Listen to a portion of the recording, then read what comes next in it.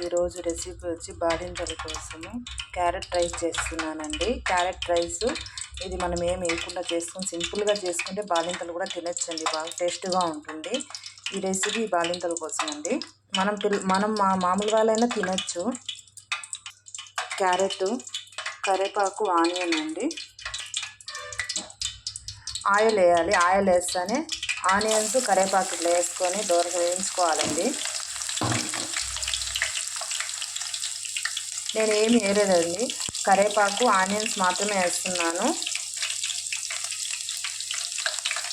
తరిగి పెట్టుకోవాలండి.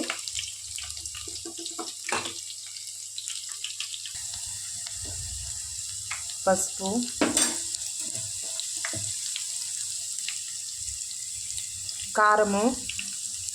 కారం తగినంతగా వేసుకోవాలి. సాల్ట్ వేసాను.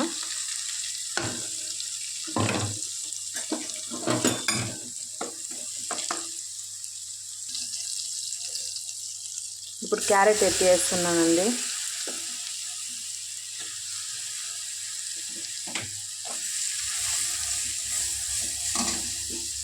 ఇలా ఒక్కసారి ట్రై చేసి చూడండి, మీకు ఎంత టేస్ట్గా అనిపిస్తుందో. మనమైనా తినచ్చు, బాలింతలు కాదు మనమైనా తినచ్చు.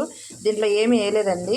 ఉప్పు, కారము, పసుపు, ఎర్రగడ్డలు అవి అంతా వేసింది, కరివేపాకు వేసాను అంతే, ఇంకేమీ వేయలేదు దీంట్లో.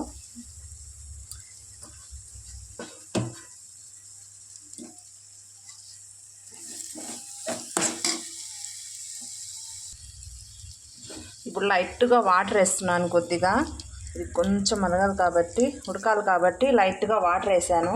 నాకైతే తెలుగు మాట్లాడడమే ఎక్కువ రాదు, ఆడాడ కొంచెం స్టక్ అయినట్టుగా వస్తూ ఉంటుంది, ఏమనుకోవద్దండి.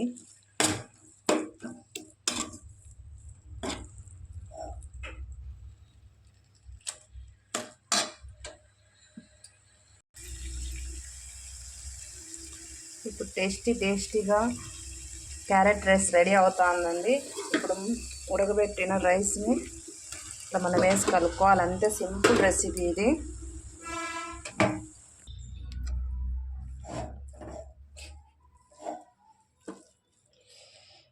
వేడివేడిగా క్యారెట్ రైస్ రెడీ అయిపోయింది. ఇది బాలింతలు కానీ మనమైనా కానీ ఎవరైనా తినచ్చండి. సింపుల్ క్యారెట్ రైస్ అయిపోయింది కదా.